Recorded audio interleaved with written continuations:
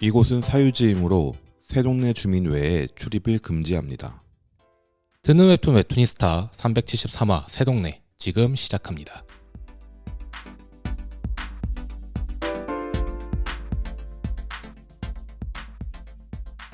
안녕하세요, 재민입니다. 안녕하세요, 정우입니다. 네.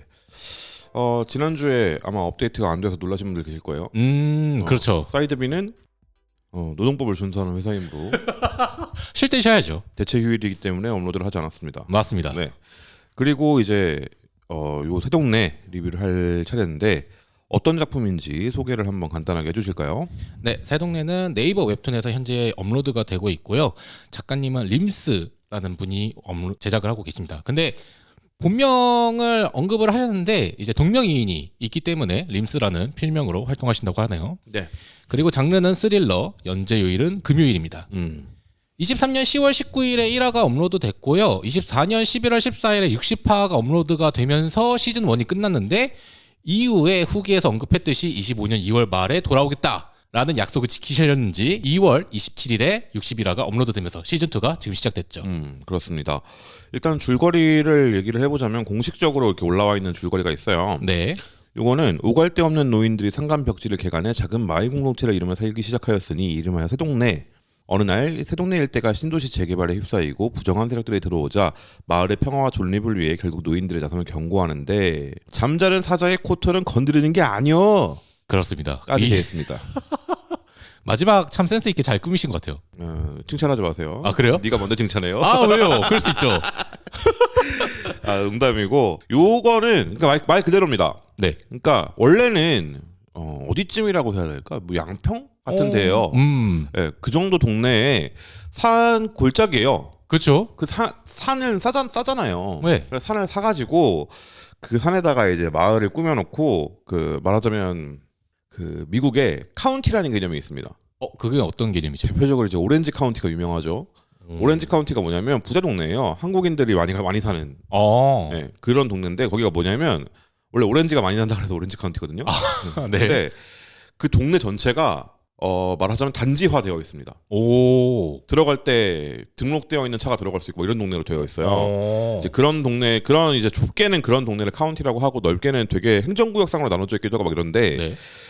그 안에 들어가 있는 그러니까 주민들을 위한 동네 단지 약간 이런 느낌이에요. 그렇게 새 동네를 꾸며놓으신 거예요. 네, 맞아요. 그래서 이 노후를 이제 여기서 보내기를 결심을 한 그 모종의 사연이 있는 분들이 모여가지고 새 동네를 만들어서 우리끼리 잘 지내보자 하고 만드신 동네인 거죠. 그렇죠. 그 동네에 꽤 오래 사셨어요. 그랬는데 문제가 뭐냐? 이 개발의 마수가 여기까지 뻗쳐오기 시작합니다. 그렇습니다. 네. 그래서 어떤 지구인가요, 여기가? 저희가 이게 원래 1화 시작부터의 내용대로 바로 하지 않고 일단 공식 줄거리에서 추가로 정보를 먼저 이야기를 하자면 강산 승용지구라는 곳인데 여기가 지금 신도시 개발이 진행되고 있죠. 근데 여기서도 신도시를 환영하는 사람들과 그리고 신도시를 반대하는 사람들로 현재 나눠져 있습니다. 새동네 역시 아까 재민님께서 말씀하신 것처럼 이제 여기 아파트 짓고 여러분들도 노후 즐기셔야죠. 그러니까 여기 팔아주세요 라고 하지만 이 새동네에 사는 주민들은 거절을 하고 있죠. 새동네 리더인 이제 신기우라는 인물이 이 읍내에 들릴 겸 오란다를 살려고 했는데 이발소에서 이상한 소문이 들리기 시작한 거예요. 이 소문이 어떤 거냐면 오란다 가게뿐만 아니라 지금 뭐 다른 가게에서 아들 딸들이 뭐 도박을 했다든지 또는 뭐 약을 했다든지 이런 식의 소문이 들기 시작하면서 다들 읍내에서 가게를 접고 마을을 떠난다라는 이야기를 듣기 시작했습니다. 이게 너무 이상한 느낌이 든 거죠. 어디서 분명 들어본 듯한 이야기이기도 하고. 그래서 그 걱정이 돼가지고 오란다 가게의 주인이 사는 집에 갔더니 조폭들이 이제 오란다 가게 주인의 아들이 약을 했다면서 협박을 하고 있죠. 새동네 땅을 팔아라 라는 식으로. 이 모습을 보면서 화가 난 신기우는 결국은 조폭들을 이제 잡기 시작합니다. 여기서 이상한 게 이렇게 문 닫고 나가는 사람들이 있잖아요. 네. 그러면 이렇게 산술적으로 봤을 때 찬성파랑 반대파가 어디가 더 많다고 뭐 이렇게 나오진 않지만 그렇죠. 보통은 이제 찬성파가 더 많을 거예요. 보통 그래요. 왜냐하면 집주인들은 팔고 나가서 돈 받고 분양권 받으면 좋으니까. 그렇죠. 근데 이렇게 이런 이상한 소문들이 나고 가게를 접고 여길 떠나게 되는 사람들이 전부 반대파인 거야. 맞아요. 이게 되게 이상하잖아요. 반대파들만 한테만 이런 이상한 일들이 벌어지는 것이 의심스럽다라는 생각이 들 때 방금 말씀하신 그 아들이 약을 했는데 이거 경찰에 넘겨봐라. 여기서 깔끔하게 적고 넘어가시면 우리가 이거 그냥 싹 덮어줄게. 뭐 이런 식으로 협상을 하려고 그러는 거죠. 그렇죠. 그걸 보고 아니 이 새끼들을 지켜야 될 선이 있는 거지 하면서 그 기우 씨가 말 그대로 박살을 냅니다. 네. 네. 근데 이제 기절한 조폭 중 한 명이 잡혀 있는 상황에서 라이터를 활용해가지고 도망가도록 일부러 설계를 했는데 알고 보니까는 이 도망간 곳이 강산건설이라는 회사였습니다. 그러니까 일부러 탈출했다고 믿게 만들어서 풀어준 다음에 음. 이 새끼 뒤를 밟아봐야겠다. 이 배후 세력이 어디냐? 이걸 찾고자 했던 거죠. 근데 이 강산건설도 이제 알고 보니까는 강산시의 왕이라고 불리고 있더라고요. 그러다 보니 오란다 사장이 강산건설은 지금으로선 내가 상대를 할 수 없다라고 하면서 그냥 땅을 팔고 나가겠다라고 이야기를 했습니다. 근데 문제는 기우도 이제 신기우 씨도 이제 점점 동네가 시끄러워질 것 같으니까 말 포기하고 주민들이랑 딴 데 가서 다시 자리를 잡을까라는 이야기까지 했던 찰나에 오란다 가게 이제 아들이 잘못된 선택으로 인해서 신기우 씨와 그래 자신의 아버지를 차로 사고를 내죠. 중국 오란다 가게 보호자의 이제 복수를 시작으로 새 동네를 지키기 위한 주민들의 이야기를 다루고 있습니다. 그러니까 젠트리피케이션에 맞서서 싸우는 이 세입자들과 그리고 그 동네에서 아니 난 우리 동네 좋은데 왜 개발한다는 거야? 우린 빼고야라고 말하고 있는 이 새 동네 주민들이 똘똘 뭉쳐가지고 이 강산건설을 그 중심으로 한 되게 크잖아요. 지금 이 파고 들어가는 거 보면 그쵸. 이 얽히고 설켜 있는 이 거악을 물리치기 위해서 싸우고 있는 내용을 담고 있다라고 볼 수 있을 것 같습니다. 네. 일단 인물 소개를 좀 해볼 건데 새마을 주민 이야기를 길게 하면 좋은데 이 사람들의 과거 이야기까지 하면 한도 끝도 없어요. 맞아요. 너무 많아서 그건 좀 어렵습니다. 그래서 이거는 이게 이 작품이 처음에 눈길을 끌었던 이유기도 하거든요. 그래서 지금 직접 보시고 그거는 처음부터 나와요 사실. 그렇죠. 네, 그래서 직접 보시고 일단 새동네 사람들 이야기를 한번 해봅시다. 네. 아까 저희가 언급했던 신기우라는 인물에 대해서 먼저 이야기를 하자면 전설로 남은 킬러 조직인 컴퍼니를 만들었고 그리고 거기에 리더였던 사람입니다. 지금은 이제 은퇴해서 새동네에서 거주하면서 각종 축산업을 하는 중인데 나이가 많은 듯 하지만 여전히 힘이 좋아서 그런지 처음 족폭들이 이제 힘싸움을 좀 하려고 할 때 손가락을 아예 박살내 내버리더라고요. 실전 압축 근육이라고 하죠. 그렇죠. 그런 모습으로 봐서도 이제 힘싸움도 잘하고 그리고 새 동네 사람들에게 여전히 뭐 정신적 지주의 모습도 같이 보여주고 있습니다. 네. 그러니까 여기 새동네에 계신 분들의 과거를 잠깐만 말씀을 드리면 이분들은 이 방금 말씀하셨던 컴퍼니라는 조직의 조직원들이었습니다. 그렇습니다. 네, 그래서 그 중에 한 명인 자옥이라는 사람이 있는데 다 옥자 돌림이에요. 네. 이 자옥 씨는 버섯 농사를 하는 분이에요. 버섯 농사 어떻게 하는지 혹시 아십니까? 그 나무 같은 거 갖고 와가지고 거기다가 포자를 심는 걸로 알고 있거든요. 포자 어떻게 심는지 아세요? 주사 같은 걸 심지 않나요? 아니에요. 그러면요? 그 펠릿으로 되어 있어요. 오. 그 왜 그 햄스터를 갉아먹는 그 동그랗게 되어 있는 그런 거 알죠? 네, 먼저 알아요. 그거 좀 큰 버전으로 되어 있어요. 지금 약간 립밤 같은 크기로 되어 있는데 이거 반토막 낸 거랑 크기가 비슷해요. 네. 드릴로 구멍 뚫고 거기에 박습니다. 오. 그렇게 하면 자라요? 네. 오, 신기하네. 그렇게 해서 온도습도 맞춰주고 빛 차단하고 하면 자라요. 곰팡이가 기본적으로 곰팡이처럼 균이기 때문에 그쵸. 균사라고 하거든요. 네네. 그걸 이렇게 주입을 하면 버섯 뭉치가 이렇게 자라납니다. 오. 근데 이게 되게 어렵대요. 어려우니까 비싸겠죠. 그렇겠죠. 그리고 이분은 버섯을 키우는 것만 봐도 알 수 있죠. 약물에 능한 사람입니다. 네. 그래서 자백제부터 시작해서 호신용 약품, 뭐 수면제 이런 걸 다 만들 줄 알고 면허가 있는지는 모르겠어요. 그래서 일단 존재 자체가 혈일도 미만이다 라고 볼 수 있습니다. 근데 이 회사가 컴퍼니가 킬러 집단이잖아요. 그렇죠. 일단 이 회사 자체가 그래서 꽤 쓸모가 있는 인물입니다. 굉장히 중요하죠. 네. 그리고 싸움을 못하느냐? 그게 아니에요. 지금캐 아닙니다. 네. 민첩캐에 가까워요. 진짜 잘 피하고 네. 우리가 위험한 순간에 되면 일단 호신용 스프레이를 바로 꺼내는 순발력도 있습니다. 호신용 스프레이를 꺼내서 위기에서 탈출하는 약간 그 뭐랄까 그 우솝 같은 인물이죠.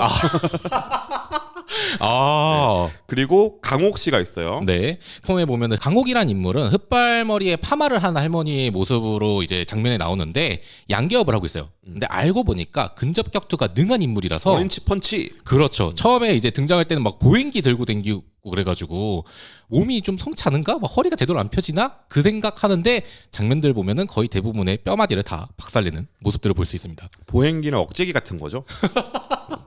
그리고 더구나 힘도 좋고 깡도 좋다 보니까 적들의 공격도 잘 피하고 뭐 이제 주먹뿐만 아니라 그 도끼도 잘 던지고 근접 무기 마스터입니다. 그렇습니다. 그러니까 바바리안이에요. 나쁘지 않네. 네, 바바리안입니다. 바바리안한테도 디아블로에 그 기술이 있거든요. 투척 도끼. 예, 있어요. 네. 그 약간 그런 거죠. 그러니까 힘도 좋고 깡도 좋고 그리고 힘민캐입니다. 전사다 보니까 그러니까 그 원앤치 펀치로 갈비뼈 부수는 건 일도 아니고요. 그렇죠. 네, 강인한 캐릭터라고 할 수 있습니다. 네. 그리고 순옥 씨가 있는데 되게 차분해 보이는 갈색 파마머리 할머니입니다. 지금은 고추 농사를 짓고 있어요. 그리고 초반에 그 신 스틸러입니다.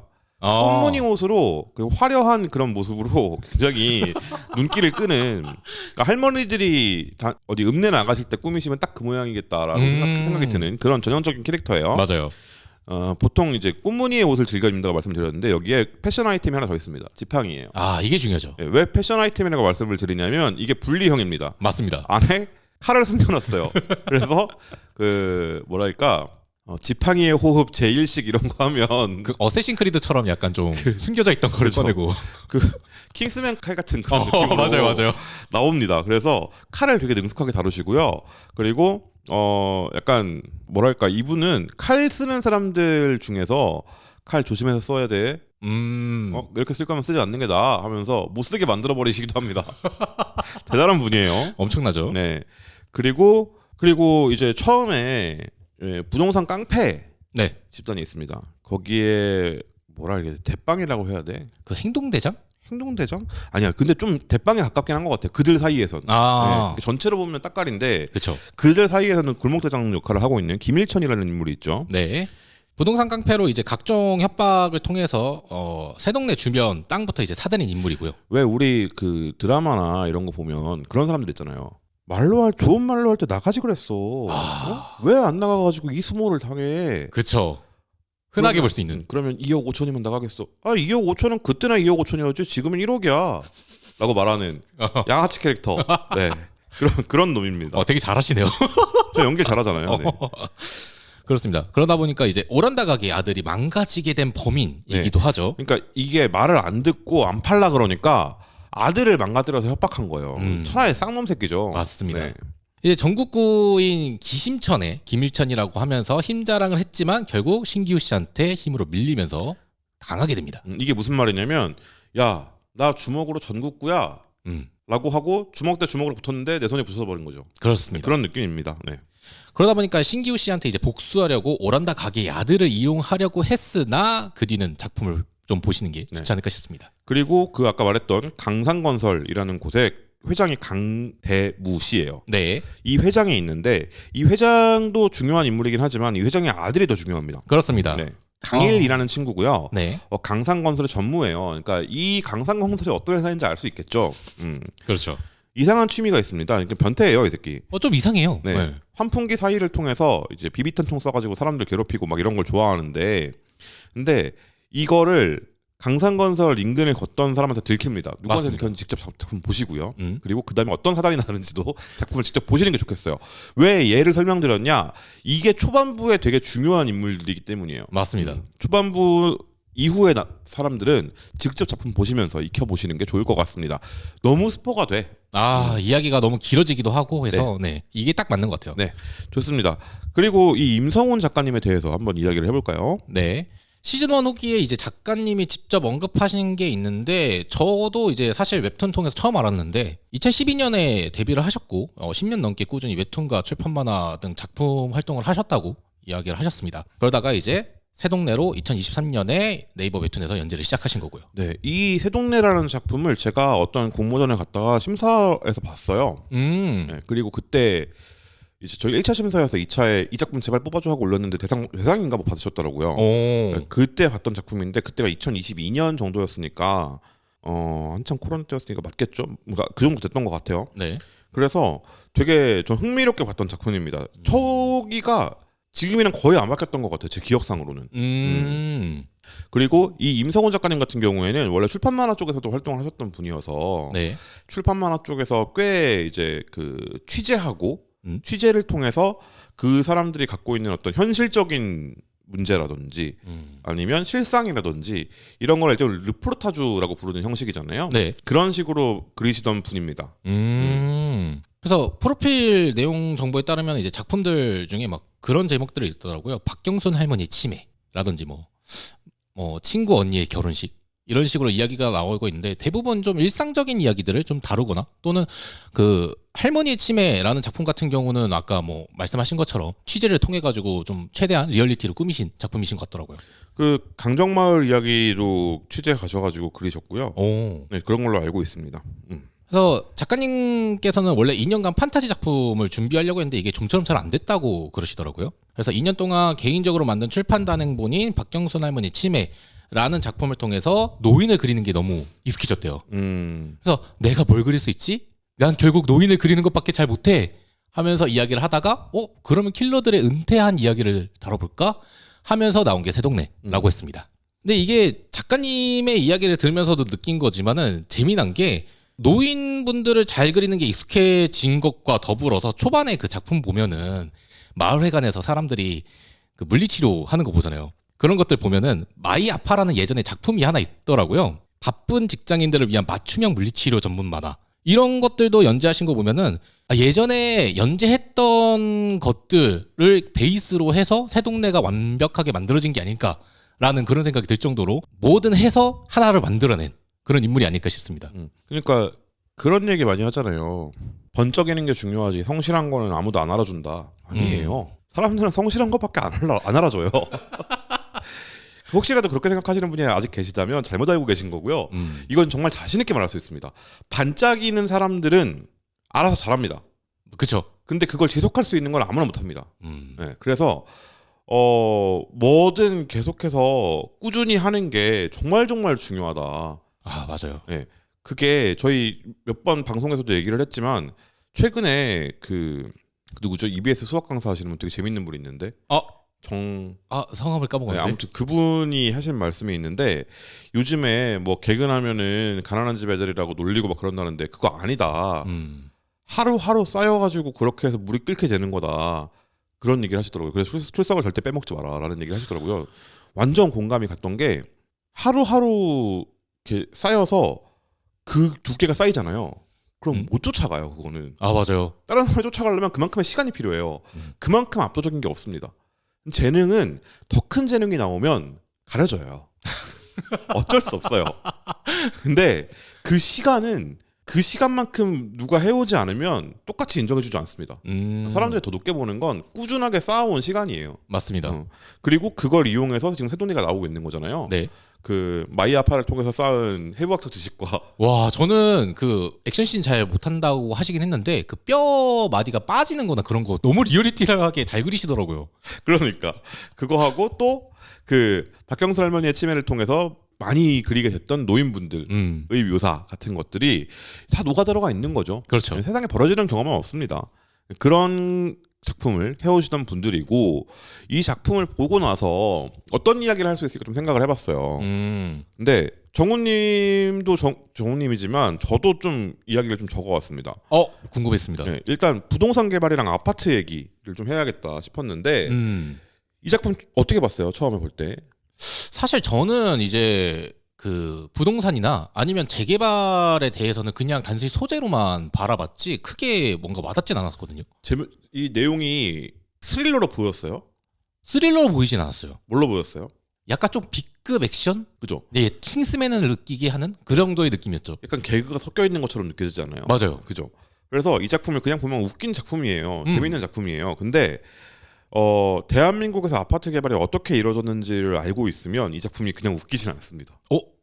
이게 이 부동산 얘기를 가끔씩 했지만 그때 부동산 가격이 너무 많이 올라서 막 이런 얘기를 했지 이 개발에 대한 얘기를 한 적은 없거든요, 제가. 근데 10화에 신도시 개발 계획 얘기가 나와요. 네, 맞아요. 그래서 원래 이만큼이 아니라 사실은 이만큼 더 개발하기로 되어 있는데 그 발표를 안 했다. 이런 얘기를 막 합니다. 이게 수서지구랑 판교지구 개발이랑 좀 닮았어요. 그래요? 네. 그리고 그거는 뭐 나중 좀 이따가 얘기를 하도록 하고 우리나라 최초의 대단지 아파트가 어딘지 아세요? 아니요. 그거는 위치는 잘 모르겠는데요. 우리나라 최초 대단지 아파트가 압구정 현대 아파트예요. 그쪽이었다고요? 네. 압구정 현대 아파트가 어디 있는지 아세요? 아니요. 전 처음 들어봐요. 압구정 현대를 처음 들어본다고요? 네. 압구정 현대 하면 우리나라 부촌의 상징이에요. 신흥 부촌의 상징이에요. 거기가 1970년대부터 80년대에 이르기까지 한 20년 가까이 있는 시간 동안 개발이 돼요. 근데 1차에서 14차까지 아무것도 없던 강남담에 그냥 아파트만 덩그러니 있었거든요. 네. 그래서 우리나라에 그런 사진이 되게 유명했었어요. 옛날에 압구정 현대 막 지어지던 시기에 되게 삐까번쩍한 아파트가 있는데 네. 그 건너편에서 밭에 소가 밭 갈고 있는 모습. 그거는 사진 본 적 있는 네. 것 같아요. 그게 압구정 현대예요.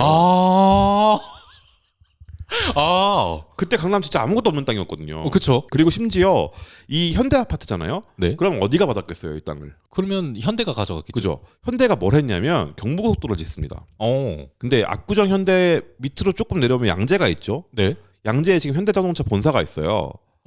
지금 이제 그 어디냐 저기 코엑스 쪽으로 옮기려고 하는 그쪽인데. 네. 근데 양재에서 고속도로 타고 넘어와서 바로 압구정이잖아요. 그렇죠. 그러면 그 고속도로를 지은 게 누굴까? 현대건설입니다. 야. 현대건설이 이걸 지었어요, 고속도로를. 네. 일단 고속도로는 지어놨어. 그러면 돈을 받아야 되잖아. 그렇죠. 국가한테. 네. 국가가 돈이 없어. 그지야. 뭘 줄까요? 땅을 줬나요? 네. 진짜요? 근데 그때 압구정이 공유 수면이었어요. 땅이 아니었어. 반은 땅이 아니고 반은 땅인 늪지대를 준 거예요. 야. 이게 그러니까 정주영 회장이 이거를 하고 싶었겠어요? 안 하고 싶었겠죠. 안 하고 싶었겠지. 그쵸. 그죠? 근데 그때 현대건설의 부장 하나가 네. 이거 꼭 해야 된다고 강력하게 밀어붙입니다. 네. 이 부장의 이름이 뭐였을까요? 현대건설 부장 이름을 어떻게 알아? 그죠? 그쵸. 하지만 모르죠. 당신은 모를 수가 없어요. 어쨌든 이걸 듣는 여러분도 모를 수가 없는 이름입니다. 누구죠? 그 부장의 이름은 이명박이에요. 저 이거 드라마로 본 것 같아요. 그죠? 그래서 이 처음에 지을 때 이 압구정 현대가 1512가구를 짓기로 했어요. 근데 이렇게 지어서 952가구를 현대 사원들한테 집 없는 사람들한테 무주택 분양을 해주고 그리고 나머지 한 560가구 정도를 일반 분양을 하겠다라고 신고를 합니다. 네. 그러면 그렇게 했었어야 되잖아. 그렇죠. 문제가 하나 있어요. 뭐죠? 그리고 나서 아파트를 짓겠다고 얘기를 하고 나서 여기에 그러면 아파트가 있으려면 뭐가 있어야 돼요? 아파트가 있으려면은 그러게요. 도로가 있어야 되죠. 그렇죠. 또 도로 말고 편의시설, 학교. 일단은 저는 그 정도까지만 떠오르네요. 아파트 안에 뭐가 있어야 돼? 아무것도 없는 땅이었다니까? 그냥 공유 수면이었다고. 뭐가 있어야 돼? 아파트 안에? 아파트 안에 주차장? 아니 집 안에 집 안에 물을 틀면 물이 나와야 될 거 아니야. 수도. 그때는 펌프질을 해서 물 쓰던 시절이에요. 그때는 수도까지. 지금 얘기하는 게 1960년대 말이에요. 펌프질 하던 시절이라고. 네. 수도가 있어야지. 수도가 있으면 뭐가 상수도가 있으면 뭐가 있어야 돼? 뭐 전기도 있어야지. 끌어야 되죠. 그렇죠. 그리고 가스 또 상수도 있으면 뭐가 있어야 돼? 뭐가 있지? 뭐가 있어야 되지? 잠시만요. 물이 올라오기만 하면 뭐 해요? 내려가기도 해야지. 그렇죠. 하수도도 있어야지. 그러면 푸세식 변기가 아니라 뭐가 있어야 돼요? 양변기. 그죠? 예. 양변기가 들어올 수 있을 만큼의 시설이 갖춰져야 되는 거야. 인프라가 깔린다는 얘기죠. 지금은 당신이 생각할 때 당연한 얘기지만 그때는 1960년대에 서울 인구의 60% 정도가 판자촌에 살았어요. 그러니까 엄청난 신식 아파트가 들어오는 거예요. 그 계획이 발표되니까 돈 좀 있다 하는 사람들은 다 뭐 해요? 이거 사고 싶어 하죠. 그렇죠. 그러니까 분양권 가격이 올라요. 그러면 올랐어. 그러면 560가구 판다 그랬으니까 이걸 비싸게 팔았으면 되겠네 라고 생각할 수 있잖아요. 네. 아니에요. 그럼요? 이건 이것대로 팔고 아까 무주택 분양하기로 했던 거, 네. 현대 사원들한테 주기로 했던 거, 네. 그게 이렇게 쓱 보이기 시작합니다. 그러면 현대의 임원들에게 뭐가 들어올까요? 돈 줄 테니까 빼라? 아니요. 그럼요? 나 누구누구 장군인데 어디 뭐 누군데 어디에 누군데 잘 지내냐 오랜만이다 이런 전화들이 오기 시작합니다. 니네 아파트 짓는다며? 야 그거 어떻게 받을 방법 없냐?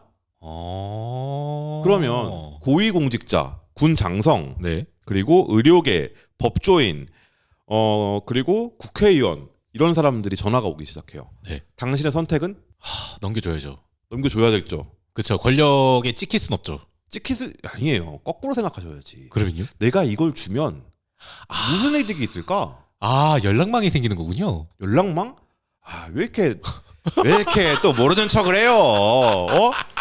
내가 압구정에 생기는 신식 아파트를 주는 대신 우리 사업에 필요한 것들이 있는데 조금 도와주실래요? 이런 딜을 하는 거지. 무슨 소리 하는 거예요? 연락망 전화번호를 알았으니까 전화를 했을 거 아니야. 연락망은 이미 있지 임마. 무슨 소리 하시는 겁니까? 그렇게 해서 개발이 됩니다. 그래서 처음에 지었던 1512가구 중에 원래는 952가구를 네. 무주택 분양하기로 했어요. 무주택자 분양하기로 했어요. 사원들한테. 자 여기서 정우님이 생각하시기에 얼마 정도 주면 적절하다고 생각하세요? 950가구 중에. 952가 중에 그래도 한 6, 70은 줘야 되지 않을까요? 6, 70가구 정도를 그러니까 60%에서 70%니까 그러면은 한 540, 600 정도? 누구한테? 그 임원들한테. 임직원들한테. 네. 지금 무주택 직원들한테 네. 줘야겠죠? 그렇죠. 근데 반대가 됩니다. 661가구를 고위 관료들과 이런 로비하는데 써요. 와. 그 대신 뭘 했냐? 압구정 현대가 지금도 엄청나게 큰 단지예요. 헬리오시티보다 큽니다. 진짜요? 네. 면적만 따지면 높으니까 거기는 헬리오시티는 가구 수는 더 많지만 근데 여기가 얼마나 걸리냐? 1차부터 14차까지 해서 6,000세대가 넘어요. 그리고 동쪽 끝에서 서쪽 끝까지 걸어서 관통하는 데만 30분 넘게 걸립니다. 진짜 넓네요. 한 동 전체가 아파트예요. 그냥 한 아파트예요. 와.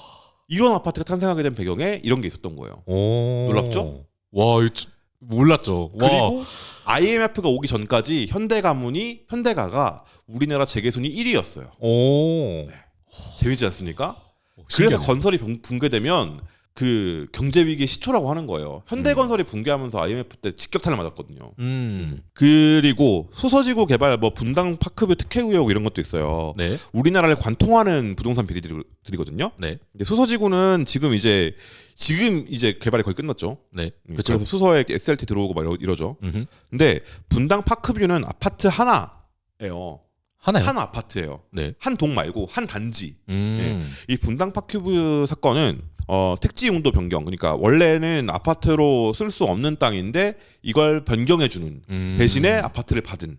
신기하네. 그리고 원래 아파트가 들어오려면 사람들이 많이 들어가게 되잖아요. 그렇죠. 고밀집 지역이잖아요. 네. 그러니까 그 트래픽이 어떻게 지나가는지 얼마나 될지 이런 거 시뮬레이션을 해봐야 돼요. 그렇죠. 이거 안 했어요. 뭐 이런 거. 그리고 여기에 몇 가구가 들어왔냐? 444가구가 사전 분양이 있었어요. 네. 근데 이 중에서 고위공직자한테 130가구를 분양합니다. 사전 분양해줍니다. 네. 이거 로비죠. 뇌물로비죠. 그렇죠. 이걸 밝혀낸 시민단체가 있었어요. 그 시민단체에 변호사가 있었습니다. 그래요? 네. 이 시민단체 변호사가 누구냐? 그 시민단체 변호사를 내가 어떻게 알아, 그죠? 그렇죠. 하지만 당신은 모를 수가 없어요. 어째서죠? 그 사람의 이름은 이재명입니다. 아니, 대한민국의 현대사와 부동산은 때려야 뗄 수 없는 관계에 있어요. 무섭네요. 이렇게 이야기 들으니까. 그죠? 그리고 이런 현대가 아파트가 얽혀 있고 막 현대사와 얽혀 있고 막 이런데 이걸 만들 때 어떻게 만드느냐? 살던 사람들을 내쫓아요. 집주인을 내쫓냐? 아니에요. 그러면요? 집주인들은 상관없어요. 왜냐? 그 집에는 세입자들이 살고 있거든. 땅 주인? 네. 땅 주인이 아니라 집주인이죠. 왜냐하면 자 여기서 되게 좌파적인 얘기를 한번 해볼게요. 네. 땅을 가질 수 있습니까? 이거 어렵네요. 가질 수 있나? 라고 물어본다면 사실 사고 파는 게 있으니까 가질 수 있다는 생각은 들거든요. 그죠. 땅은 원래 누구의 거예요? 근데 국가의 거 아닌가요? 국가의 것? 누구의 것도 아니죠. 땅은 그냥 있는 건데.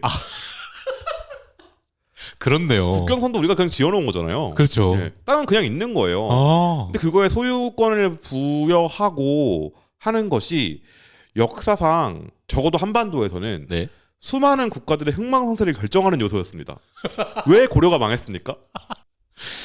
잠깐만. 아 고려? 오랜만에 하니까 정도전이 뭐였습니까? 토지 개혁하려고 그랬죠. 아 그쵸. 토지 개혁하면서 뭐였습니까? 개혁을 하면서 뭔가 땅 문서 불태웠어요. 아 진짜요? 네. 왜 그랬습니까? 수탈이 너무 심해서였어요. 귀족들이 땅을 가지고 있고 네. 그걸 이제 소장농을 줘요. 네네. 이 소장농들한테 세금을 걷는데 이걸 너무 가혹하게 뜯으니까 아예 그걸 없애버리고 농민들한테 직접 땅을 주자 라고 생각했던 게 정도전이었어요. 그러면 조선 말기로 하면 어떻게 됩니까? 조선 말기에는 그래도 땅 문서가 있지 않나요? 다시 나오지 않나요? 다시 소장 문제가 생기죠. 그쵸. 이런 문제가 지금도 반복되고 있는 거예요. 집을 가지고 있는 사람들이 세를 주고 전세가 있잖아요. 우리나라는. 네. 우리나라에만 있는 독특한 시스템이죠. 맞아요. 전세를 금융적으로 풀면 뭔지 아세요? 아니요. 무이자 사채예요. 진짜요? 당연하죠. 내가 당신한테 집을 갖고 있어요. 네. 내가 5억 전세가 2년에 5억이에요. 네. 5억을 그냥 주는 거잖아요. 그렇죠. 그러면 은행에만 넣어놔도 이자가 붙는데 나는 그걸 못 받잖아요. 돈 주인이 나는 못 받아. 맞아요. 그 이자를 월세 대신 내고 있는 거라고 내가. 이런 개념이에요. 근데 그렇게 사람들을 쫓아내요. 그냥 아파트를 올려요. 네. 그리고 부동산 부자를 만들어요. 이 방식으로 우리나라가 아파트를 발전시켜 왔거든요. 근데 그걸 깔고 있으면 사람이 모여 있잖아요. 사람이 모여 있으니까 공공에서 인프라를 만들어 줄 수밖에 없습니다. 학교가 들어오게 되고요. 그리고 아까 말씀하신 대로 도로가 들어오게 되고요. 네. 지하철이 들어오게 되고요. 버스가 들어오고요. 이런 공공 인프라가 들어오게 돼요. 근데 그 공공 인프라가 들어오면 어떻게 되느냐? 집값이 올라요. 그렇죠. 그죠? 그러니까 가만히 아파트를 가지고 있으면 재산이 증식합니다. 집값이 오르니까. 네. 그건 인구가 늘어날 때 얘기죠. 앞으로는 어떻게 될지 몰라요. 그렇죠. 네. 근데 여기에 이기주의까지 더해집니다. 예를 들어서 2009년 용산 참사라는 게 있었어요. 네. 네. 전 이게 세동네와 밀접한 연관이 있지 않나라는 생각이 들기도 하는데 무슨 얘기냐? 세동네를 영어로 바꾸면 뭡니까? 뉴타운이죠. 그죠? 뉴타운이죠. 용산 뉴타운 계획, 은평 뉴타운 계획 이런 거 들어봤어요? 들어봤죠. 네. 그거에서 온 게 아닐까 싶어요. 세동네라는 작품이. 근데 용산 참사가 왜 일어났냐면 용산역 원래 바로 앞에 상가가 있었어요. 그 상가가 이제 철거를 해야 된다. 그쵸. 세입자들은 그냥 나가라 그런 거예요. 아무런 안전망이 없는 거야. 나가라면 나가야 돼. 그냥 밑도 끝도 없이 나가라는 거예요? 부숴야 되니까 나가라. 언제까지 나가라. 철거할 거다. 그럼 어떻게 합니까? 철거를 반대하게 되죠. 그렇죠. 이 사람들은 삶의 터전인데 여기가. 그럼 다른 데 가서 장사하라 그러면 다른 데 이미 장사하는 사람들이 있지 거기엔. 그렇죠. 그죠. 거기다가 새로 터 잡아야 되지. 그 돈은 그러게요. 이미 터를 잡아서 세입자한테 보상금을 줘야 될 거 아니야. 그죠. 그런 문제들이 있었던 거예요. 근데 그때 세입자들이 이제 농성을 합니다. 옥상에다가 아까 말했던 상가 옥상에다가 천막을 쳐놓고 이렇게 탑처럼 이렇게 쌓아놓고 농성을 해요. 네. 그걸 진압하다가 세입자 2명, 전국 철거민연대 전철연 회원 2명, 경찰특공대원 1명이 사망하는 사건이 벌어져요. 네, 이때 경찰특공대원이 왔다는 게 되게 중요합니다.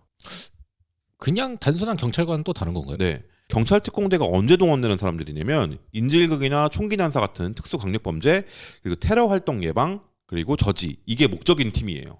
아니 반대하시는 분들은 그런 거에 안 되는 분들이잖아요. 그죠? 근데 특공대가 왔다고요? 네. 특공대가 헬기 타고 왔어요. 이게 맞는 얘기인가요? 어이가 없죠? 네, 어이가 없네요. 네. 그래서 철거민들의 농성을 테러 행위로 보고 그걸 저지하기 위해서 특공대를 파견한 거예요. 그 결정을 내린 사람이 누구냐?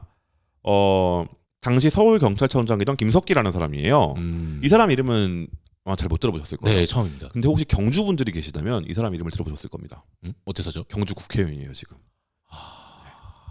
지금도 그 얘기해요. 용산 참사 아니고 테러 행위였다라고 말하고 다니는 사람이에요. 지금 20대, 21대, 22대 국회의원을 3선으로 지금 하고 있습니다. 현역으로. 국민의힘 의원이고요. 그리고 지역구는 경주입니다. 외교통일위원회 위원장이에요. 놀랍죠? 근데 이거 아직도 이걸 테러라고 한다고요? 이게 맞나 싶네요 지금. 그죠?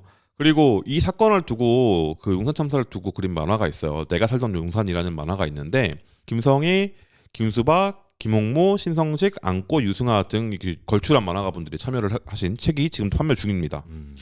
이 용산역이 지금 1호선이랑 KTX랑 그리고 그 4호선 신용산역이 있죠. 여기에 2032년에 신분당선이 연장 개통 예정입니다. 아파트 가격이 또 오르겠죠. 그렇죠. 그걸 부수고 그 아까 말했던 상가를 부수고 새로 지은 아파트가 있잖아요. 네. 이 아파트가 얼마게요? 그러게요. 근데 용산역이라고 하니까는 일단 금액 자체는 제가 정확하게는 알지 못하겠지만 그래도 한 20억? 10억? 그 정도 더 넘겠죠? 2배를 하셔야 됩니다. 아 그래요? 3, 와. 40억 해요.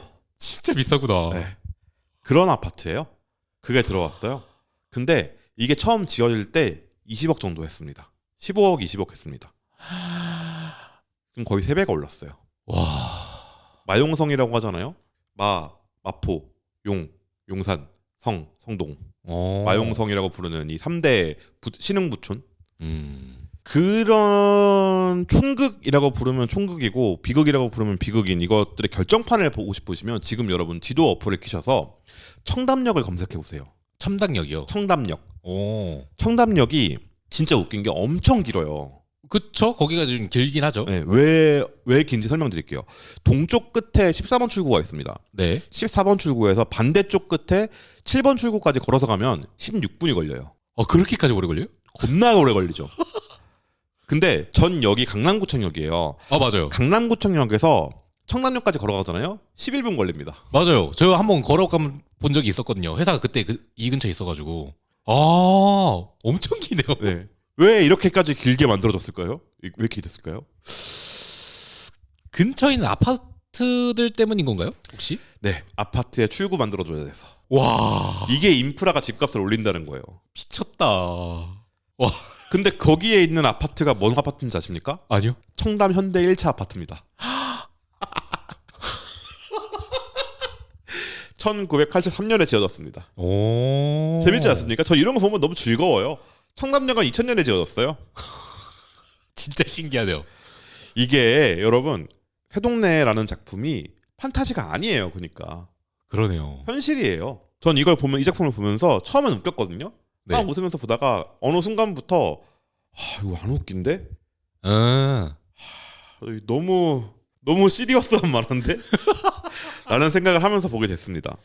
그 작품의 이제 후반부쯤 가면은 강산건설의 회장인 강대무라는 인물이 그 뭐였지? 다른 회장들 또는 고위 간부들과 만나는 장면이 있잖아요. 저는 그냥 그거를 좀 중요한 새동네라는 곳이 중요한 지역이기 때문에 그렇게도 모였구나라고 생각을 했거든요. 근데 그 생각이 지금 싹 사라졌어요. 이 이야기 듣고 나니까 이게 그냥 작품 속 이야기가 아니라 그냥 현실적인 이야기를 다루고 있구나. 그죠? 이게 보여요. 되게 재미있는 얘기들이 많지 않습니까?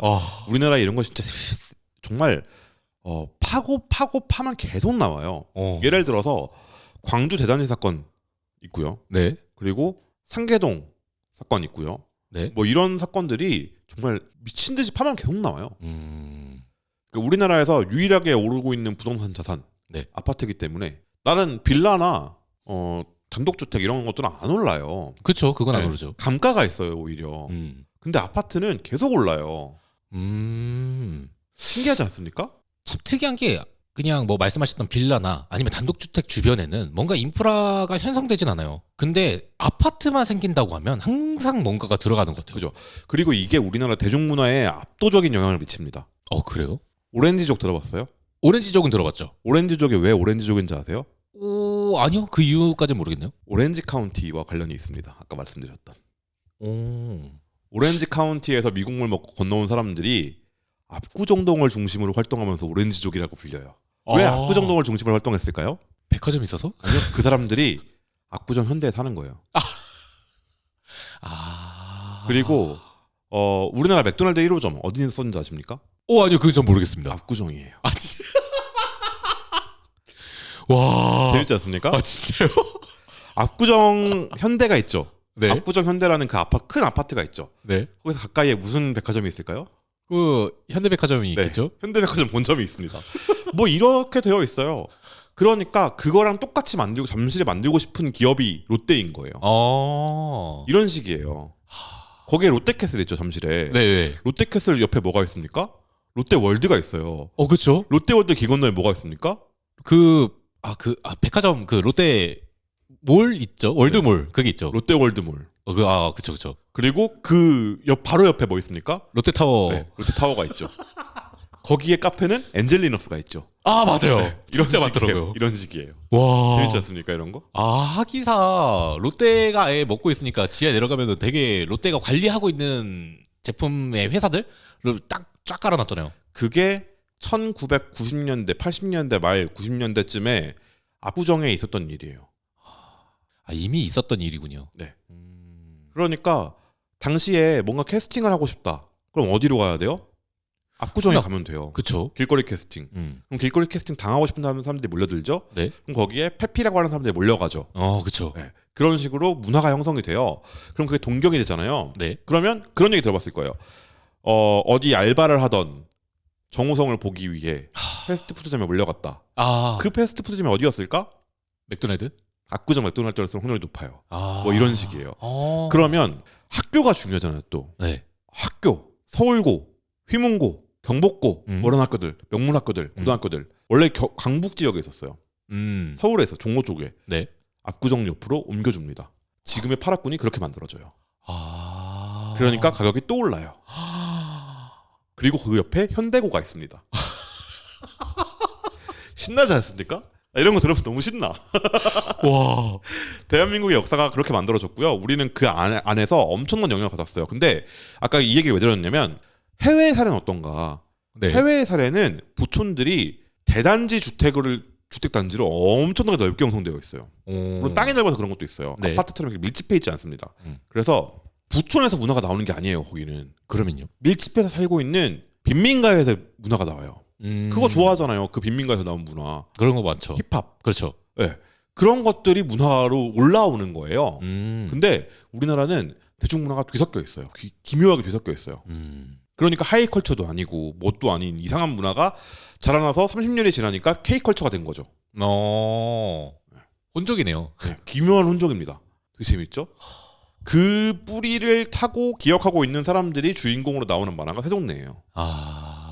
그래서 이게 무슨 의미인지 이 주인공들은 알고 있는 거지.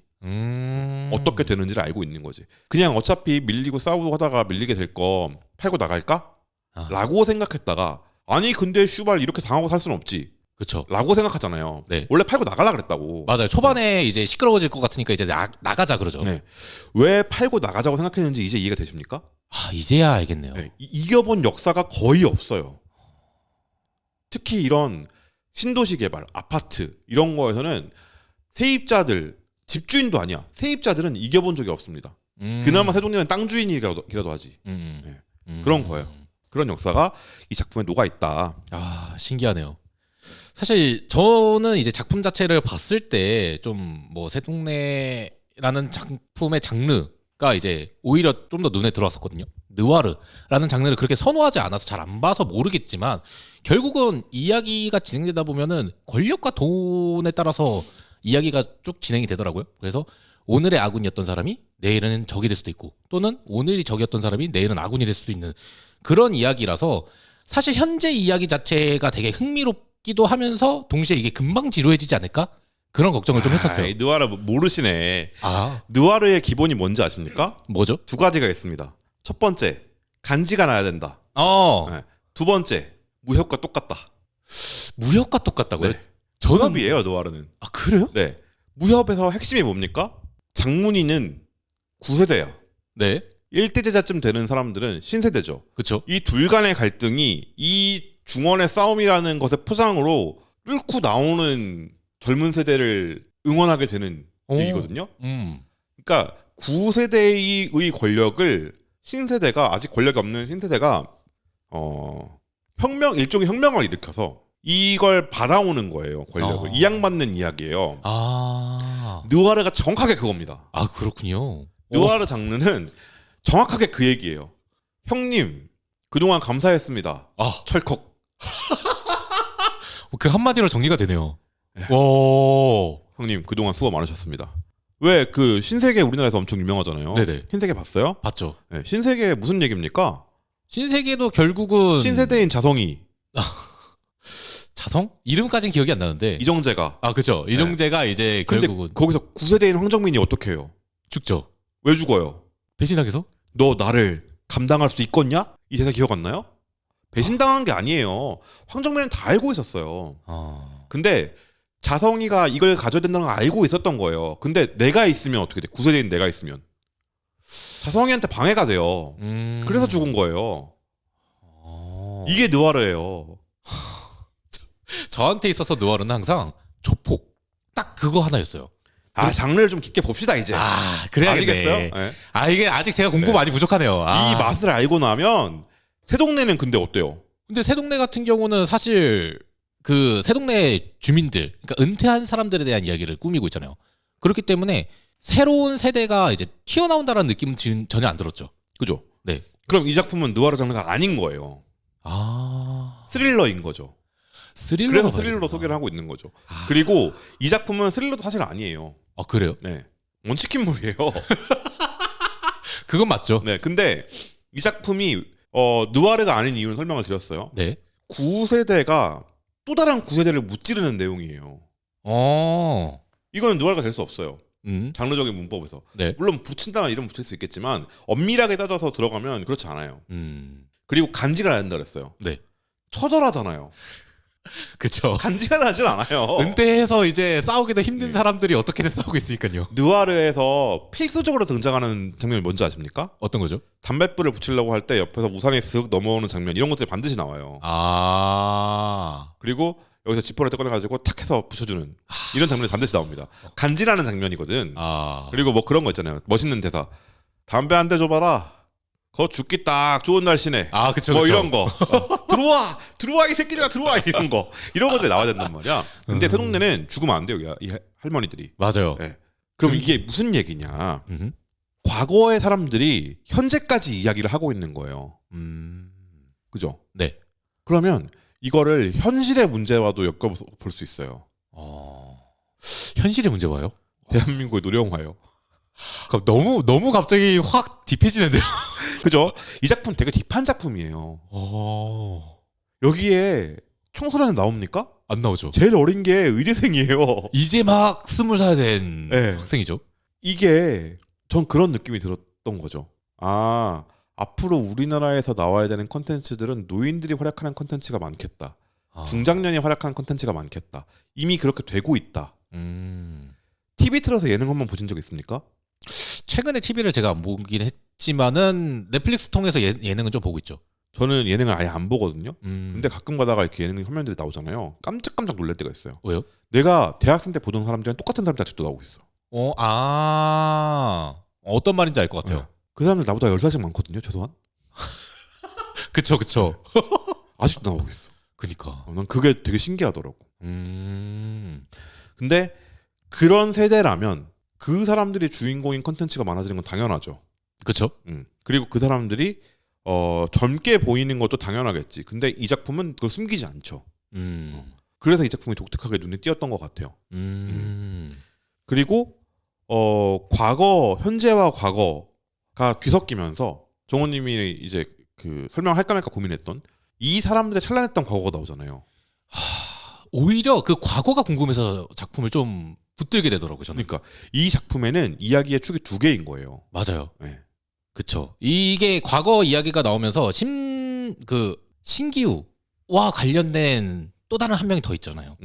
그 사람이 처음에 얼굴도 안 나와요. 근데 이 말하는 것까지 나와. 그런 것부터 시작해서 왜 옥자 돌림의 할머니들이 같이 컴퍼니에 들어가게 됐는가. 그리고 저희가 처음에 소개는 안 했지만은 일종의 그 정보상처럼 모시는 사첩자 회장님이 한 분 계십니다.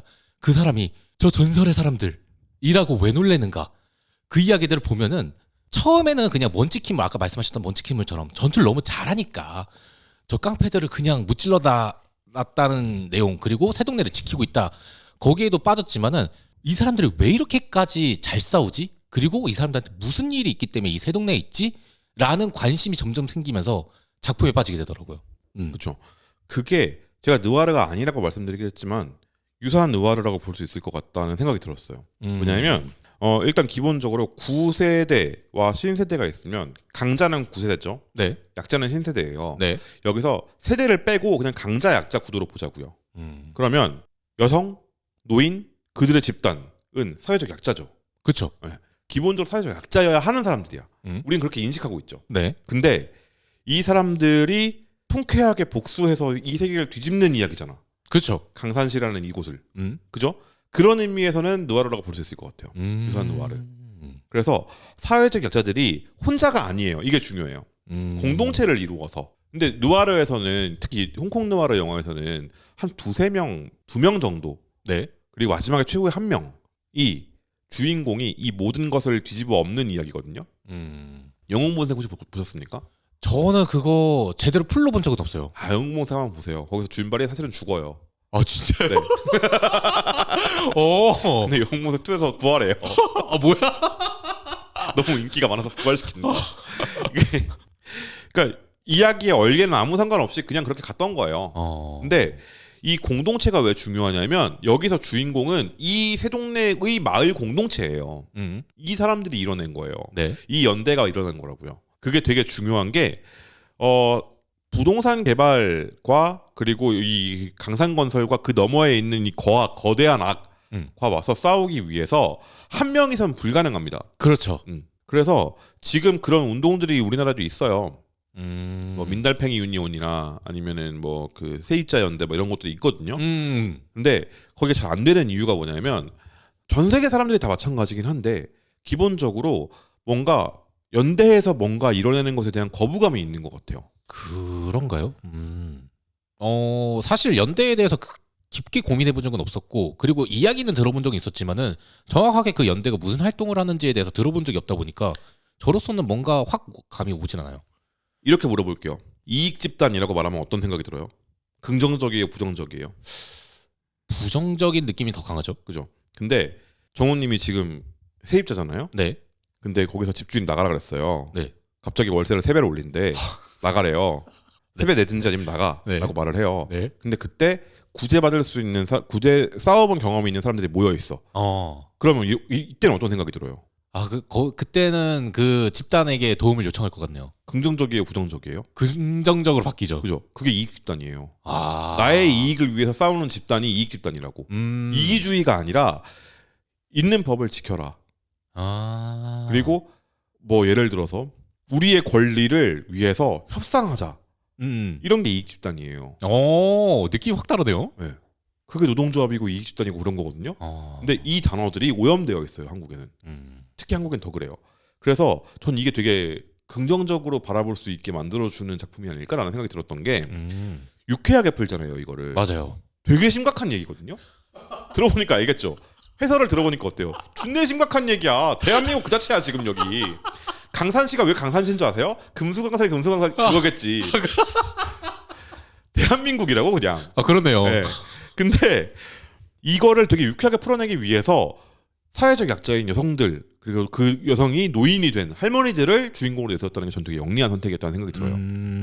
그래서 현실에서도 매일 벌어지는 일입니다. 이 부동산 개발과의 싸움은. 네. 예를 들어서 옛날에 지금의 잠실 거기가 왜 잠실인지 아세요? 아니요, 이름까지는 들어본 적이 없는. 잠실에 있는 공원을 가면 거대한 애벌레 있는 거 아세요? 네, 그건 알아요. 왜 있는지 아세요? 아니요. 그게 누에예요. 잠실의 잠이 누에 잠자고요. 네. 실이 방실자예요. 누에 치던 곳이에요, 잠실이. 아 진짜요? 네. 뽕나무 키우던 곳이에요. 진짜 아무것도 없었어요 여기. 지금도 뽕나무 아직 있는 데 있어요, 잠실에. 네. 그런 동네였는데 여기에 잠실에 그럼 가난한 사람들이 많이 살았겠죠? 그렇겠죠. 아무것도 없는 동네니까. 이곳이 서울도 아니었어요. 서울에 포함이 되기 전이었나요? 원래 서울이 어딘지 아세요? 되게 좁았다는 것만 알고 있지 정확한 위치까지 모르겠습니다. 중구, 종로구, 마포구 정도예요.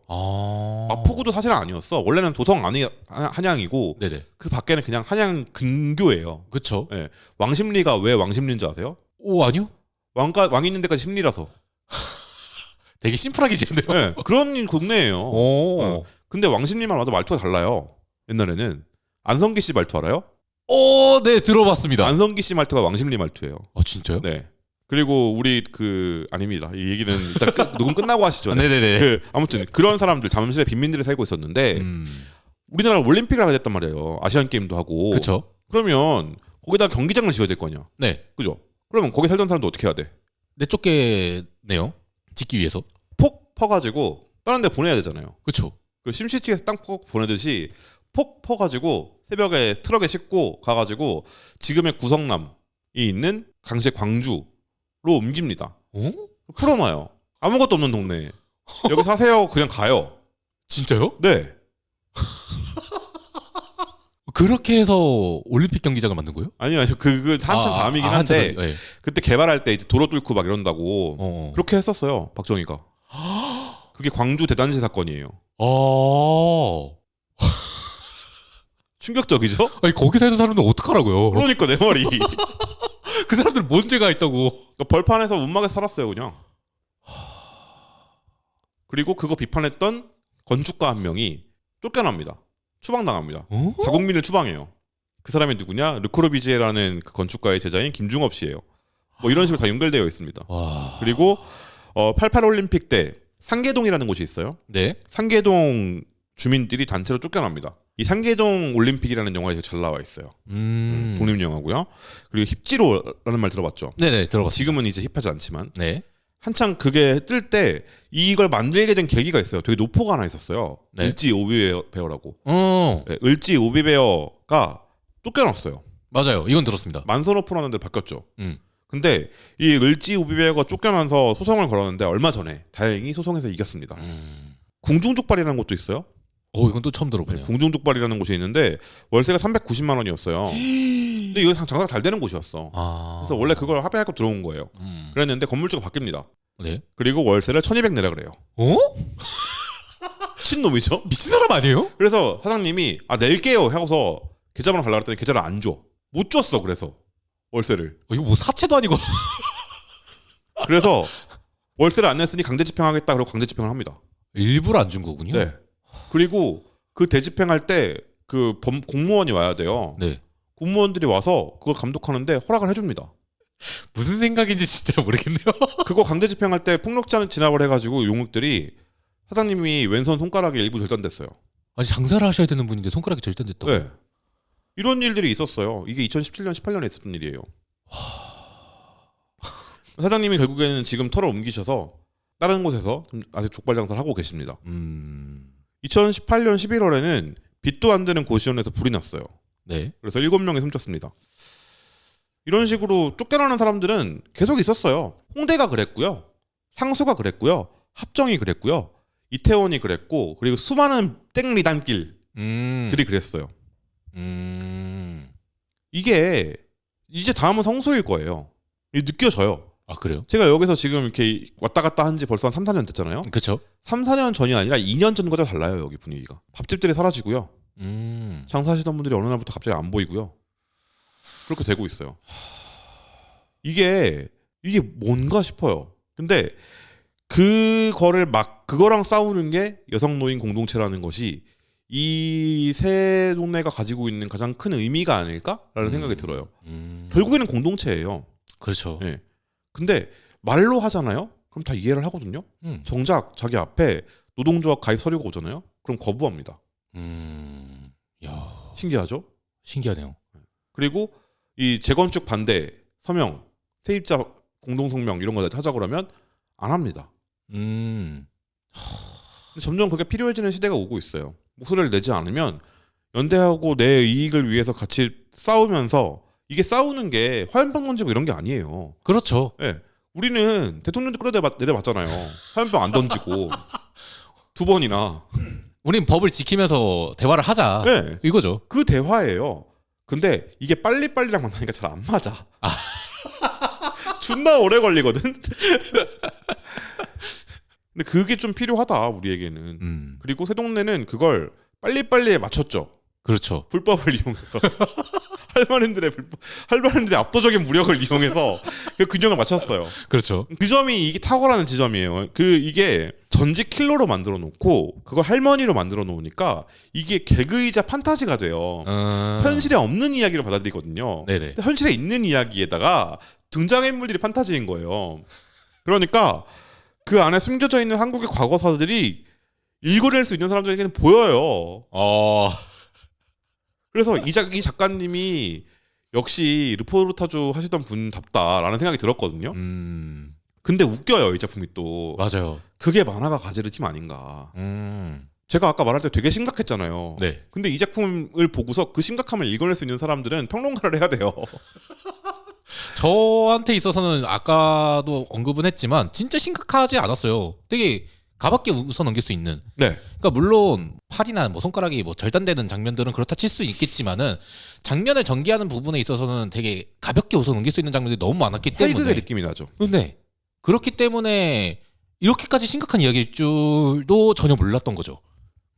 전 그게 만화가 가진 힘이고 그리고 임성원 작가님, 림스 작가님이 가지고 있는 그 그림체의 힘인 것 같아요. 사람이 공중분해가 돼도 웃을 수 있어. 닭모이로 만들어버리려고 해도 껄껄껄 닭모이래라고 할 수 있어. 아 맞아요. 그런 작품이에요. 되게 신기하지 않습니까, 여러분? 아직까지 여기까지 들으셨는데 안 보신 분들 이게 뭔 작품이야 싶죠? 직접 보시면 됩니다. 맞습니다. 네, 직접 보시면 느껴집니다.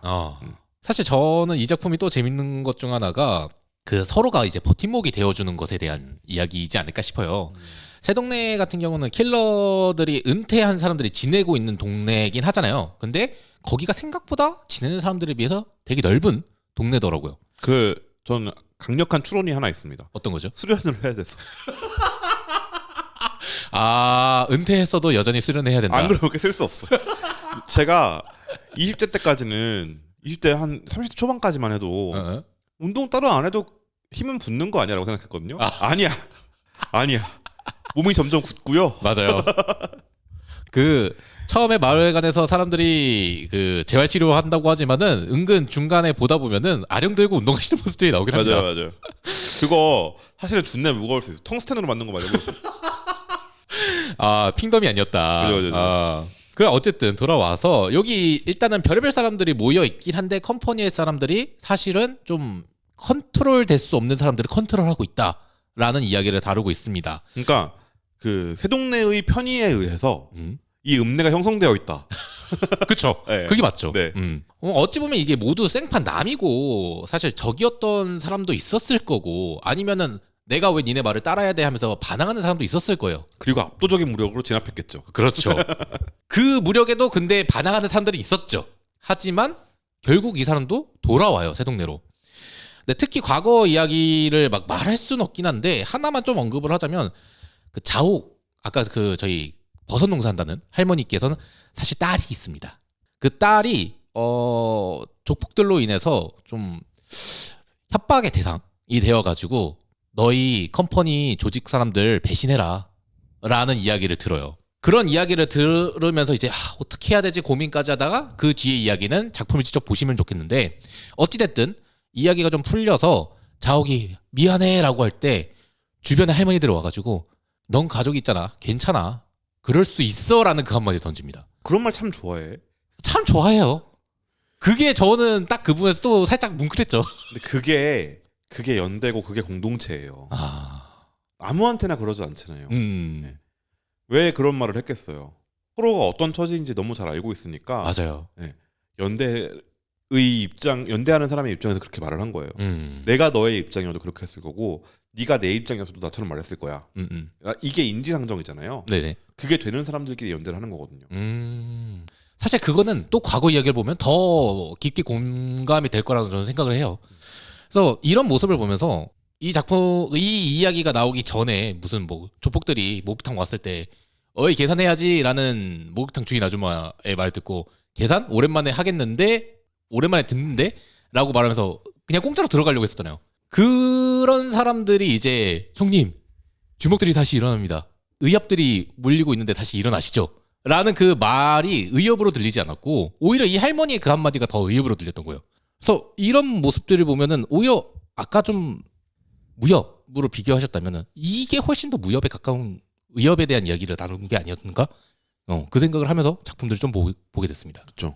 협에 대한 얘기는 저희가 무협 작품 리뷰할 때 길게 하도록 하고요. 네. 그게 맞죠. 그러니까 그런 버팀목이 되어주고 서로의 기댈 곳이 되어주는 사이를 연대하는 거라고 부르는 거거든요. 근데 그런 것들을 우리가 쉽게 놓치기는 하는 것 같아요. 왜냐하면 이제는 더 그렇게 된 것 같은데 다른 사람의 처지에 대해 생각하지 않아요. 그쵸. 네. 내 코가 석자인걸요. 저는 그거 정말 나쁜 핑계라고 생각해요. 그래요? 내 코가 석자야라는 말이 그럼 잘 살든가. 아, 와, 그 말 들으니까 반박을 못 하겠네요. 아니 잘 살면 여유가 생겨요. 그리고 여유는 만들어지는 게 아니라 만드는 거예요, 억지로. 안 그렇습니까? 만들려고 노력은 하죠. 근데 잘 안 되더라고요. 아, 저는 이거 다 핑계라고 봅니다. 아, 왜냐하면 여유가 기본이고 그 위에 일을 쌓는 거예요. 근데 일 때문에 그래라고 다 핑계입니다. 100% 확신해요. 왜냐하면 그렇게 여유가 없어서 남들을 못 챙긴다고 말하는 편이 남 탓하기가 쉽거든요. 내가 이유가 아니잖아. 제가 뭐라 그랬습니까? 지지난 방송쯤에서 사람들은 탓하고 싶은 게 필요해요. 네. 그쵸. 그 이야기 하시죠. 그게 남들인 거예요. 내가 일이 많아서 그렇지 일만 없으면 안 할 겁니다. 그 사람. 그렇게 말하는 사람들은 절대 안 해요. 하는 사람들은 다 하고 있어요. 다 핑계고. 근데 그거를 못하게 만드는 게 이 작품이에요. 할머니들이 존나 세잖아. 어떻게 세겠냐고. 매일 수련을 했으니까. 아까 저기 처음에 뭐라 그랬습니까? 꾸준히 쌓는 것만큼 강한 건 없다. 그렇지 않습니까? 그렇죠. 꾸준히 쌓아온 할머니들은 존나 세잖아요, 진짜. 원인치 펀치 맞으면 날아가잖아, 사람들 막. 그러니까요. 뼈 부러지고 막. 그런 파워를 낼 수 있는 이유가 뭐냐? 꾸준히 쌓아왔기 때문이고. 그 꾸준히 쌓아올 수 있는 원동력이 뭐냐? 그냥 한 거예요. 아, 맞아요. 그냥 한 거예요. 진짜 이 이야기를 쭉 다시 돌이켜보면 결국 그냥 한 거예요. 네. 그리고 이게 도리에 안 맞잖아요. 그쵸? 그러니까 나서는 거예요. 사실 이 사람들 입장에서는 그냥 깔끔하게 팔고 떠나는 게 나았어요. 근데 왜 이런 짓을 합니까? 그 동료였던 오란다 가게가 이제 주인이 죽으면서 시작한 거죠. 초상이 아버지랑 아들이 동시에 죽잖아요. 그렇죠. 그래서 줄초상에 났잖아요. 근데 그걸 보고서 할머니들이 눈이 돌아간 거지. 그렇죠. 사람이 이럴 수는 없다. 사람이 이럴 수는 없다. 하늘이 무섭지 않느냐. 한국 사람들은 입버릇이잖아요. 그렇죠. 그냥 한 거예요. 그래서 그게 이 작품이 가지고 있는 메시지입니다. 사람들이 이렇게 할 수는 없다. 사람에게. 그리고 두 번째는 그게 뭐 대단한 게 필요한 게 아니라 그냥 하는 거다. 사람이면. 저는 사실 이 작품 보면서 그 생각을 좀 많이 했거든요. 왜 좀 그 말을 잘 안 쓰긴 한데 왜 우리한테만 지랄이야. 약간 딱 그 느낌이었어요. 뭐라고 해야 되지? 새동네라는 그 노른자 땅 때문에 이 사람들이 그냥 괴롭히는 게 아닌가? 라는 생각이 되게 많이 들어가지고. 노른자 땅을 가지고 있잖아. 근데 사실 갖고 싶어서 갖고 있는 게 아니잖아요. 어쩌다 보니 그렇게 된 거지. 우리한테만 지랄을 하기엔 너무 좋은 땅을 갖고 있잖아. 그래서 작품을 보면서 왜 우리한테만 지랄이야? 약간 진짜 생각으로 좀 봤었어요. 그 정호님 자의식 과잉이고요. 아. 이 새동네의 위치와 네. 그 10화에 나오는 전체 개발 그 보면 정말 노른자 위치잖아요. 딱 중간이긴 하죠. 네. 그러면 두 가지 선택지가 있는 거예요. 좋은 가격에 협상을 한다. 두 번째 싸운다. 두 번째를 선택한 거예요. 그렇죠. 네. 그렇게 이게 이제 드라이하게 사건을 보는 거고. 아니 우리 땅에 노른자일 수도 있지 왜 우리한테만 지랄이라고 말하는 건 이치에 맞지 않죠. 논리적이지 않죠. 이거는. 지랄을 하는 이유는 노른자 땅이기 때문이에요. 이게 저기 계란 껍질 같은 땅이었으면 지랄도 안 해. 아, 그렇겠네요. 무슨 소리 하는 거예요. 그러니까 그런 땅이니까 이 사단이 나는 거고 그런 땅이니까 청담역처럼 지어주는 거고. 근데 그게 진상 민원인이 아닌 시점에서 저는 이 작품은 읽어볼 가치가 있다고 생각합니다. 그러니까 진상 민원인이 되는 그 특징 첫 번째 발걸음이 뭔지 아십니까? 어떤 거죠? 다른 사안을 같게 처리해달라고 하는 거예요. 예를 들어볼까요? 네.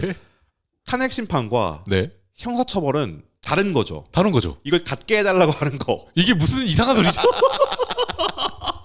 그게 진상 민원인이 되는 첫 번째 지름길입니다. 예를 들어서 누구에게나 이동의 자유가 있다. 네. 이거 범법에 보장하는 거니까.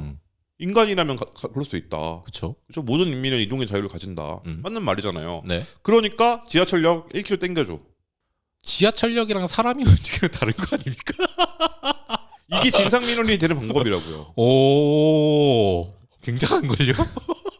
아, 결과 아까 눈으로 확인했잖아요. 청담역. 아, 그쵸. 진짜 걷기도 했고요. 네. 그죠? 그리고 계룡역이라는 곳이 있어요. 네. 네. 저기 그 어디야? 분당선에 있거든요. 네. 분당선 맞나? 근데 거기가 한동안 유령역이었어요. 네. 왜 생겼냐? 그것도 따로 검색을 해보시면 재밌는 얘기가 나올 겁니다. 아, 그래요? 아, 이거 또 기대가 되네요. 예, 그런 것들이 아니라 이 사람들이 싸우는 이유가 인간의 도리에 맞춰서 인간이라면 이래야 되는 거 아니냐. 이기 때문에 저는 의미가 있는 작품이라고 생각해요. 우리 임성훈 작가님이 해오신, 임세 작가님이 지금까지 해오신 작품들이 그런 작품들이었고, 그렇죠. 네, 그래서 믿음이 가는 작품이다. 그래서 지금 시즌 2를 딱 시작했으니까 여러분들이 시간 되시면, 제가 아까 핑계라 그랬죠? 시간을 내서 보셨으면 좋겠다. 근데 시즌1 딱 60화라서 그 정도면 좀 가볍게 네. 금방금방 읽으실 것 같아요. 그리고 맨날 똑같은 웹툰 질렸다고 말만 하지 마시고 보세요. 잔소리 좀 해야겠다. 맨날 우리나라 웹툰 똑같은 거밖에 없으셈이라고 하지 마시고 이런 작품 찾아서 보시면 여러분들의 그 감상이 더 다양한 작품들이 나오는데 큰 도움이 됩니다. 아, 그렇죠. 찾아보시면 됩니다. 그리고 개인적으로서 저는 이거 한번 60화까지 보시고 다시 초반 한 5화까지만 보면은 인물들의 그 대화가 또 색다르게 느껴집니다. 그것도 있고요. 그리고 우리나라 부동산 비대 역사 한번 보시고 나서 이거 부동산 관련된 좀 다큐멘터리나 영상 한번 찾아봐야겠네요. 재밌네. 되게 많습니다. 네. 그 아까 말했던 파크뷰 네. 일단 끝나고 또 얘기해 드릴게요. 진짜 재밌는 거 개 많아요. 진짜. 아, 기대하겠습니다. 네. 도파민 터집니다. 이거 진짜. 네. 저희 이번 주 녹음은 새동네 리뷰였고요. 네. 다음 주에 또 저희 다른 리뷰로 찾아오도록 하겠습니다. 다음 주에 만나요. 안녕. 안녕.